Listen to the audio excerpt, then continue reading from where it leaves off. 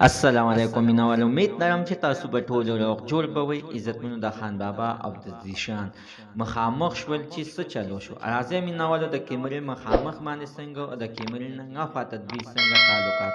ټول حقیقت زه نن تاسو سره په دې ویډیو کې شریک کوم. ما سره د ویډیو تر اخره پورې وګورئ چې تاسو ته پوره معلومات درولم. د دې معلومات نه مخکې اړول زه تاسو ته د یادګي نه وکم تاسو کو چارل زموږ په دې سوپر کلیک چینل کې نوی وي چینل مهرباني وکړئ تاسو زموږ د سوپر کلیک چینل د سره سبسکرایب کړئ خوا کې سره د ټالوي چې هر یو نوی معلوماتي ویډیو تاسو ته په اسانۍ باندې درولم. خان بابا څه د تعارف محتاج نه دی چې فخر مردان دی، فخر پاکستان دی چې ځان ته یو غټ پهلوان وایي چې ویل کېږي چې یعنې د په بار ملک کې هم دغه شان تر ډېر دبلیو دبلیو ای لیسټنګ ته هم دا وتی دی او هغه مقابلې هم د ګټلې دي چې ویل کېږي دا هم عزتمنو چې په دنیا کې دا نمبر 1 کس دی چې دا یعنې دغه شانته یو غټ پهلوان دی چې د دوی عزتمنو یوه میاشت شوې وه چې زیشان ورته چیلنج ورکړی او هغه چیلنج عزتمنو خان بابا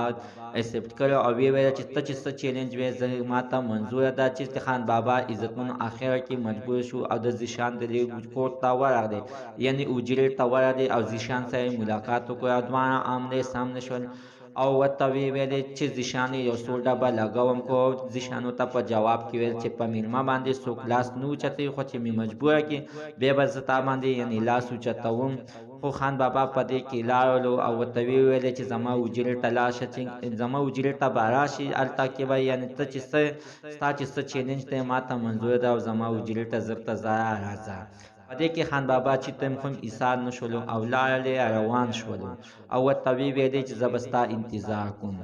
عزتمنو ډېرو کسانو ورپسې داسې خبرې هم کړې دي چې دغه حقیقت موږ تاسو ته مخې ته کېښودو. زموږ د سره تر نن ورځې معلومات د دې ځای پورې د نوي معلوماتو په اړه د سره زموږ د